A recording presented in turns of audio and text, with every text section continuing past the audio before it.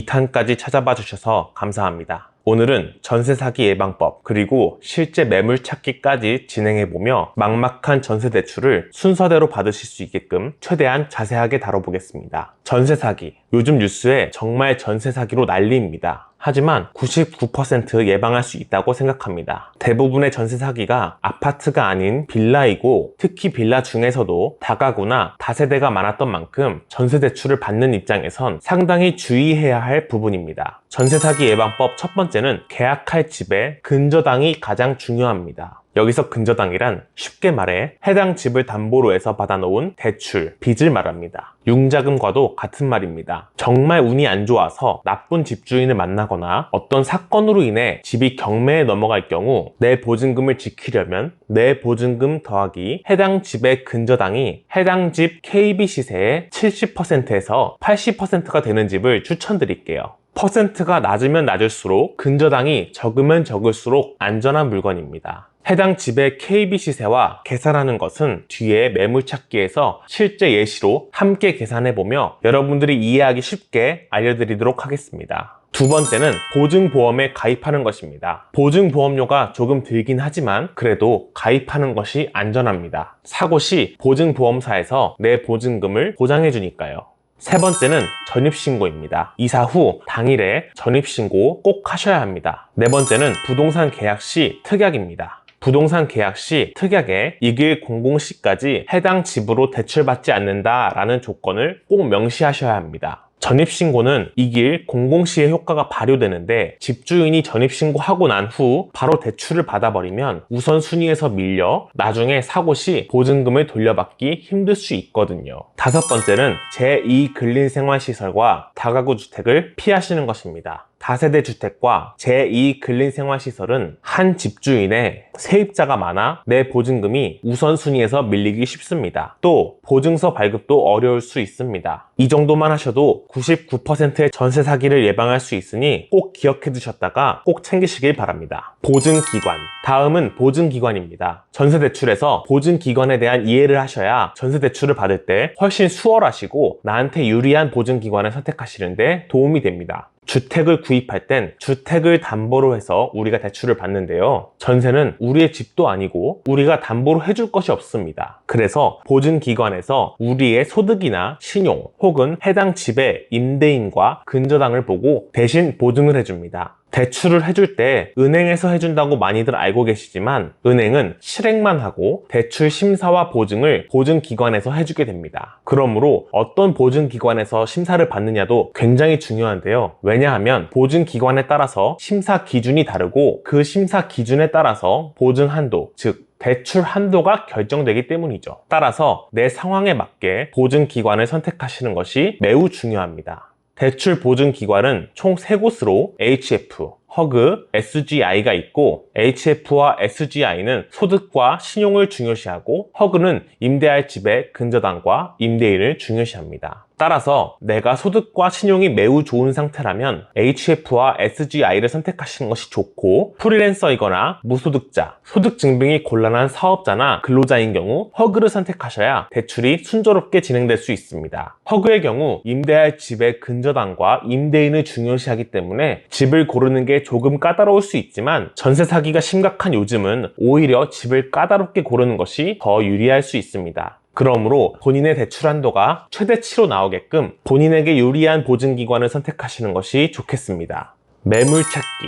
이제 실전으로 여러분과 같이 매물을 찾고 안전한 전셋집, 좋은 전셋집을 구해보도록 하겠습니다. 매물 찾기 전 매물을 찾을 때 봐야 할 것들, 체크해야 할 것들, 그리고 전세 사기 예방 계산법을 알려드리겠습니다. 미리 계산하고 체크하고 가신다면 부동산 방문 횟수가 현저히 줄어듭니다. 괜히 이곳저곳 다니지 마시고 미리 가능한 곳들을 체크해놓고 날 잡고 발품을 팔면 많은 시간과 에너지를 절약할 수 있습니다. 체크리스트 첫 번째, 다가구 제2근린생활시설 제외. 보증서 받기가 힘들고 경매로 넘어갈 시 보증금 받기 어렵습니다. 허그의 경우는 보증서도 잘 안 나옵니다. 네이버 부동산에서 여기, 그리고 여기, 그리고 건축물 용도에 보시면 나와 있습니다.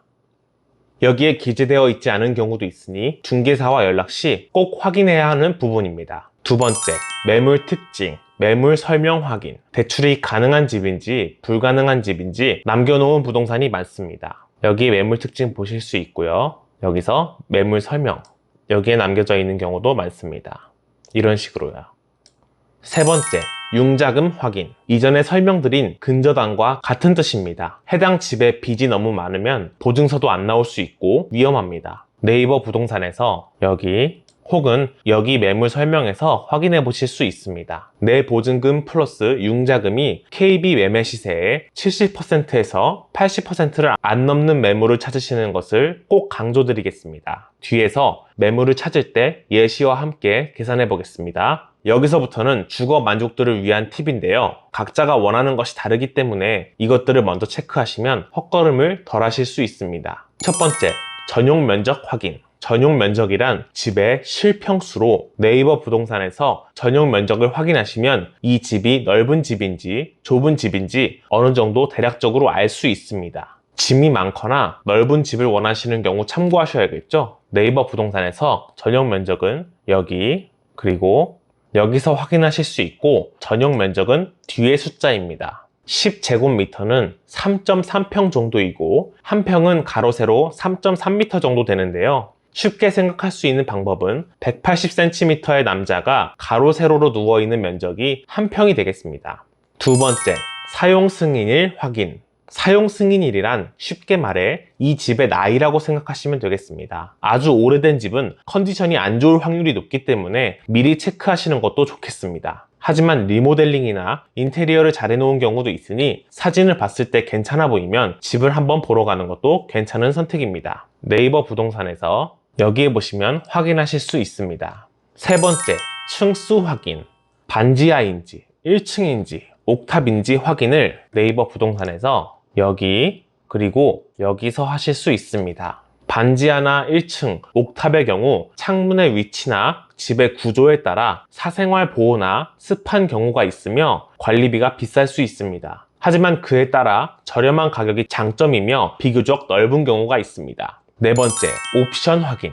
냉장고, 에어컨 등 고가의 전자제품의 경우 네이버 부동산에서 밑으로 내려 여기서 확인해 보실 수 있습니다. 미리 확인 못해 필요해져서 구입하게 되는 경우 배보다 배꼽이 더 큰 상황이 벌어질 수 있습니다. 자격 조건에도 맞고 보증기관, 전세 사기에 대한 이해를 모두 마치셨다면 이제 함께 집을 알아보겠습니다. 먼저 내가 가지고 있는 보증금과 전세 대출이 80% 전부 나온다고 가정하고 어느 정도까지의 집을 구할 수 있는지 대략적으로 계산해 봅니다. 저는 5천만 원이 있다고 가정하고 신혼부부 버팀목 전세 대출로 80%를 받는다고 가정해서 최대 2억 5천만 원짜리 전셋집을 구하는 것으로 가정해 보겠습니다. 왜냐하면 2억 5천의 80%가 2억이고 2억 5천에서 80% 대출받아 2억을 제외하면 5천만 원이 필요하기 때문에 5천만 원을 보증금으로 생각해 보겠습니다. 아니면 2억 3천이나 2억 4천짜리 매물도 함께 보겠습니다. 남는 돈으로 부동산 중개비와 이사 비용으로 지출할 수 있으니까요. 따라서 최대 2억 5천만 원의 전셋집을 구해보도록 하고요. 그리고 안전한 집을 선택하기 위해서 내 보증금 2억 5천 플러스 근저당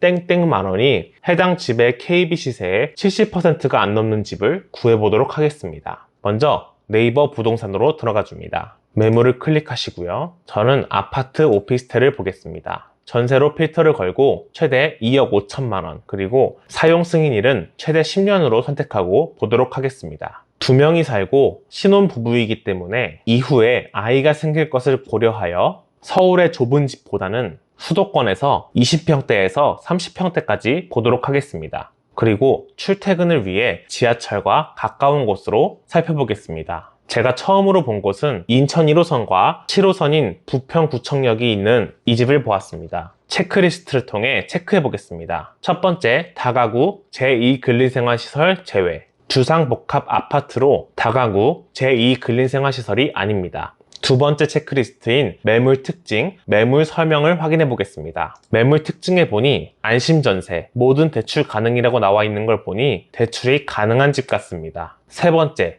융자금 확인.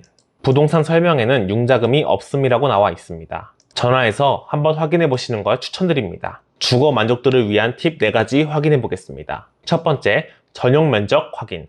해당 집은 58.16제곱미터로 실평수 17평으로 확인할 수 있습니다. 네이버 부동산에서 여기 평이라고 되어 있는 부분을 누르시면 평수가 나옵니다. 인천 1호선과 강남으로 가는 7호선이 지나가는 만큼 교통편에서 이득이 있는 집 같습니다. 두 번째, 사용 승인일 확인. 해당 집의 사용 승인일은 네이버 부동산에서 여기서 확인하실 수 있습니다. 2016년이니 7년 정도 된 아파트 같습니다. 세 번째, 층수 확인. 네이버 부동산에서 층을 확인해 보니 총 14층에 2층에 있는 걸 확인하실 수 있습니다. 네 번째, 옵션 확인. 해당 매물은 옵션이 나와 있지 않은데요. 이 부분은 부동산에 전화하여 확인해 보시는 것이 좋겠습니다. 다른 매물도 함께 찾아보겠습니다. 다음 매물은 가정역 근처에 있는 매물을 살펴보겠습니다. 가정역 근처는 왼쪽으로 루원시티, 청라신도시가 들어오는 곳인데요. 보시면 아시겠지만 인천 2호선인 가정역이 들어와 있고 강남으로 가는 7호선이 개통 예정으로 있는 지역입니다. 가정역에서 가까운 매물을 살펴보겠습니다. 첫 번째 체크리스트인 다가구 제2 근린생활시설은 아파트이기 때문에 패스하겠습니다. 두 번째, 매물 특징, 매물 설명 확인에서는 매물 특징 확인했고요. 매물 설명도 적혀있지 않는 걸 보니 전세 대출이 가능한 집인지 아직은 알 수 없습니다. 세 번째, 융자금 확인. 해당 집에 융자금이 없다고 나와 있는데요. 이 부분은 정확하지 않을 수 있기 때문에 중개사에 전화하여 확인해 보시면 되겠습니다. 주거 만족도를 위한 팁 4가지 확인해 보겠습니다. 전용 면적 확인. 해당 집의 전용 면적은 59제곱미터로 평수로 보시면 실평수 18평이지만 우리가 흔히 말하는 20평대 아파트를 말합니다. 두 번째, 사용 승인일 확인. 사용 승인일이 2017년 12월이니 6년도 되지 않은 신축 건물입니다. 세 번째, 층수 확인. 해당 층이 10층이라고 나와 있네요. 네 번째, 옵션 확인. 옵션이 나와 있지 않는 걸 볼 수 있는데요. 해당 중개사와 전화하여 확인해 보시면 되겠습니다. 이 매물을 가지고 전세 사기 예방 계산법을 한번 해보겠습니다. 먼저 시세 실거래가 탭에 들어가 줍니다. 여기서 매매를 클릭해 주시고요. 밑으로 내려 매매 실거래가를 보는 것이 아닌 매매 시세를 보시고요. 오른쪽에 KB부동산이라고 나와 있는 걸 클릭해 줍니다. 여기 보시면 하위 평균가, 일반 평균가, 상위 평균가가 있는데요. 아파트의 경우 1층은 하위 평균가, 나머지 층은 일반 평균가를 보시면 되겠습니다. 이 집은 10층이기 때문에 일반 평균가를 보시면 되고요. 현재 2023년 6월 23일 기준으로 3억 9,500만 원으로 시세가 되어 있습니다. 3억 9,500만 원에 70%는 2억 7,650만 원이고 여기서 마이너스 내 보증금인 2억 5천을 빼면 2,650만 원이 남습니다. 그래서 이 집의 근저당이 2,650만 원이 넘지 않아야 안전한 집이라고 볼 수 있겠습니다. 매물 한 개를 더 보겠습니다. 전세 2억 5천짜리 집이고요. 전용 면적 84제곱미터로 우리가 흔히 말하는 30평대 아파트입니다. 다른 거는 패스하고 계산법으로 다시 한번 계산해 보겠습니다. 시세 실거래가 탭에서 매매 시세에서 KB부동산을 클릭하시고 해당 층이 중층이기 때문에 일반 평균가를 보도록 하겠습니다. 일반 평균가는 4억 2,750만 원입니다. 4억 2,750만 원에 70%는 2억 9,925만 원이고요. 여기서 전세금인 2억 5천만 원을 빼줍니다. 2억 5천만 원을 빼니 4,925만 원이 남았습니다. 따라서 이 집의 근저당이 4,925만 원이 넘지 않아야 안전한 집이라고 볼 수 있습니다. 지금은 70%로 굉장히 빡빡하게 잡았지만 허그에서는 90% 안쪽으로 들어오는 물건의 보증서를 허용하고 있기 때문에 90%까지도 괜찮습니다. 하지만 더더욱 안전한 집을 위해서 70% 혹은 80%로 계산하시는 것을 추천드립니다. 이렇게 매물을 같이 구해봤는데요. 여러 매물을 찾아보시고 중개사에 전화해 네이버 부동산에서 올라온 정보들이 맞는지 확인하신 후 후보로 여러 개의 매물을 체크해 놓으시고 하루 날 잡고 발품 파시는 걸 추천드립니다. 발품 가신 후에 마음에 드는 매물이 있으시면 계약금을 걸고 계약 후 특약사항에 전세 대출이 안 될 경우 계약금을 반환한다 라는 특약과 계약 후 잔금을 지급한 2길 공공시까지는 임차주택에 저당권과 같은 권리 설정을 하지 않겠다. 이를 위반하면 임대차 계약은 무효가 되고 임대인은 임차인에게 손해배상을 해야 한다 라는 특약까지 넣어주신 후 이사 한 달 전에 은행을 방문하여 대출 신청을 하시면 되겠습니다. 필요한 서류들은 이때 은행에 방문하시면 전부 알려주시니 이때 준비하시면 되겠습니다. 오늘은 어렵고 막막한 전세대출 중에서 버팀목 전세대출에 대해 알아보고 매물까지 같이 찾아봤습니다. 처음부터 순서대로 하나씩 체크하고 실행하시다 보면 금세 싸고 좋은 집에서 좋은 기반을 잡으실 수 있으실 거예요. 더 궁금한 점이 있으시거나 어렵다면 정책 희망로드 블로그 혹은 사이트에 방문하셔도 좋고 댓글로 질문해 주시면 최대한 답변 드리도록 하겠습니다. 감사합니다.